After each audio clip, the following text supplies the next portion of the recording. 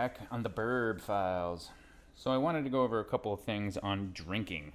One thing I wanted to go over with was drinking terminology when it comes to whiskey, bourbon, anything out there, even martinis, if you want to say. Today we're going to be making a Bloody Finger. That's our new drink. If you can see, I've got one right there. We have a couple more on our Facebook page that people have shared with us. So my go-to for whiskey / bourbon is Maker's Mark. This is on the corn spectrum. It uses more corn than wheat and more corn than rye.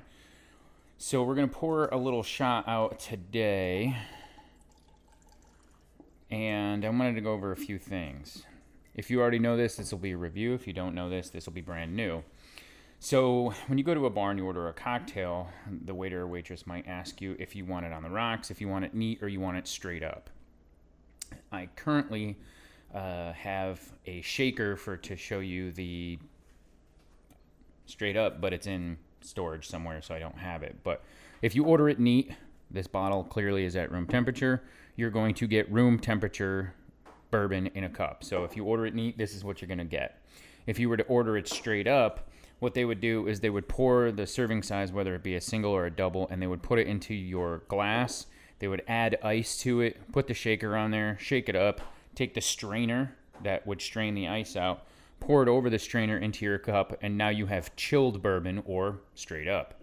And then the last one that's pretty much easy, everybody knows that it's on the rocks. That's where you just take bourbon, pour it over ice, and let it sit for a second. Now, if you're at a whiskey bar or a high-end bar or a bar that's just not, throwing drinks at you, before they give it to you, they will rinse the glass out and put the ice in it and let it sit there for a second to acclimate to the glass, and then pour the bourbon into it, and then let it sit for 5, 10, 20 seconds before they give it to you, and that's to allow the bourbon to actually get cold before they give it to you.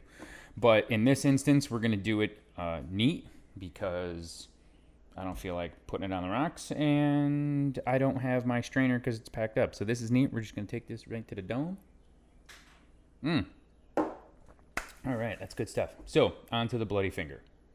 Okay, so what we're going to do is we're going to make our Bloody Finger. I got this cool Anchor hocking thing at the grocery store for like $1. It does liquid measures. It does half an ounce, 1.5, etc. It does teaspoons. It does tablespoons, milliliters, all that good stuff. So because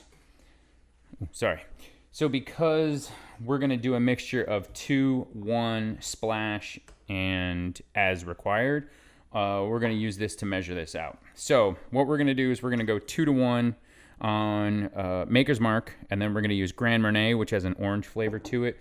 Bitters, these are aromatic bitters. You can use any bitters that you want. And then these are Woodford Reserve Bourbon Cherries.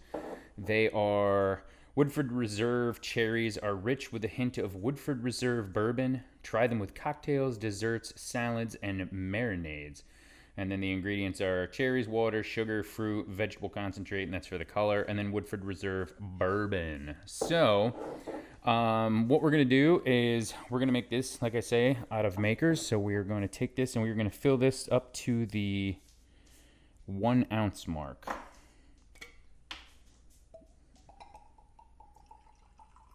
Where's our ounces? So that is 1 ounce of Maker's Mark. We're going to put that in the glass. Make sure we get everything in there because we don't want that glass to save any for them. So now, since we're going to go 2 to 1, we're going to put an ounce of there. So we're going to put a half an ounce of Gran Marnier. If you have not had Gran Marnier, it is a liqueur out of France, and it tastes a lot like oranges. It's very similar to Cointreau in that regard, because Cointreau also has an orange taste to it. It's got a good smell to it too. So we're going to put that in there. Again, we don't want the glass keeping any for itself. And I'm just going to kind of give this a gentle swirl just to mix them up a little bit. It's got a good flavor to it. It's got a good orange smell to it. It doesn't taste, doesn't have that whiskey undertone. And we'll open up our cherries here. We're going to take our aromatic bitters now these with this little hole thing here, if I flip this over, it's gonna pop out. So I'm just gonna put a couple of dashes in there. 1, 2. Now I'm not gonna mix that up. I'm just gonna let that kind of go free range like a colloid. Colloids are dust in the air. Mix our cherries up here. I'll try to find ones without a stem. That one has a stem. We'll just take that one off here in a second. Put that in there. I'm gonna put 3 cherries in there. Put that one in there. And one more has got a stem, so I'll take that one. We'll put that one in there. Now, I'm gonna let that steep for half a second. Steep is a tea word, so when you put a tea bag in the water and you allow the tea to kind of get more concentrated in the water, you're allowing it to steep. It's all a fancy word for letting it sit there and do its thing. Now, one other thing that you could have done is if you have ever had a Manhattan or an Old Fashioned, specifically Old Fashioned, Manhattan's more of a whole cherry thing. Let's give that a swirl. You can take what's called a muddler. A muddler is a long metal rod, and then the end kind of has a crosshatch to it. And what that's going to do is it's going to take the cherry and it's going to bust it apart like so, but it's going to kind of force the fruit to turn into more of a mash. It's very prevalent in, like I say, Old Fashions, some of the other drinks. And so, take that there. If you look at it, it's got a nice blood red color to it. Therefore, bloody finger. All right, so back on the Burb files, we've got our bloody finger made.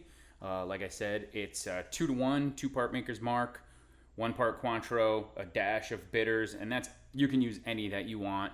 Some have more of a fruit undertone, some more have more of a tart undertone, and then a couple of these Woodford Reserve bourbon cherries. Now, you don't have to use the Woodford Reserve bourbon cherries.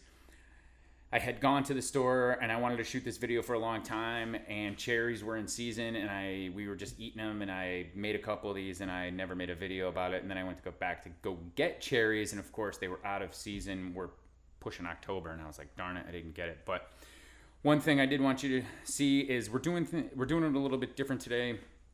I'm gonna see if using a condenser mic that I use for voiceover work, coupled with this guy right here, our H4n Pro by Zoom rather, if I can kind of clip the audio together, make it sound a little bit better. This is kind of a rare thing. I won't be doing it when I'm working on the car or the Burb or whatever. But I just kind of wanted to show you the setup here. I'm using a Canon EOS M-50 for this video. The Zoom H4n, I got that right when the H4n Plus came out. The H4n was like $500, and when the Pro came out, I think I got that one off eBay or Amazon for like $75. It was super, super cheap. And if you're going to do any VO work or anything like that, I highly recommend that. And I got this MX condenser microphone 770 off of eBay. I think I got the microphone, the stand, the cord, a bunch of other stuff for like $75. So just a little behind the scenes here on the Burb files for that. But again, here we are, bloody finger.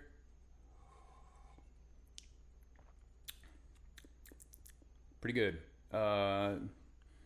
It's not overpowered with bourbon. It's not overpowered with Gran Marnier. It's got a nice hint with the cherries. And the beauty part is the longer you let this steep, the more bourbon will get soaked into the pulp of the fruit, especially with cherries. And they will actually have a little alcohol to them when you bite into them towards the end. So we've got a lot of things coming up. We have a few things going on with some of our S10s. We're still debating. Like, comment below, don't forget all that, but put in the comment section, do you think a square body S10 is a quote square body? Some people say no, some people say yes. We're still kind of having this debate. Maybe we'll have a on-camera debate about why the older original OG S10 should be part of the square body community. I personally think it should be, but we're gonna go from there. Stick around. We have a lot of episodes coming up on the C10 series. I hope you've seen that. If you haven't, I'll put a card up here, or actually it'll be over here. I'm getting used to this looking in the camera thing. The card for the C10 series will be up there. I'll also put a card right here for the S10 series. That's with Alan, who's got the 4.8. And there's some exciting things about that coming up, and we'll have a future video on that. And we also have some news on Sexy on the Inside, which may or may not be around for much longer. That's a tease. So you can push that close. It's not going to do anything. And so there we go. Keep in mind, we're trying to get whatever Wednesday videos out every Wednesday. It's kind of tough with that, work thing, stopping people from doing videos on our channel. I mean, got to go to work to make money. But yeah, that's it. And we will see you soon. Next time on the Burb Files. Guys, don't forget to like and subscribe down below.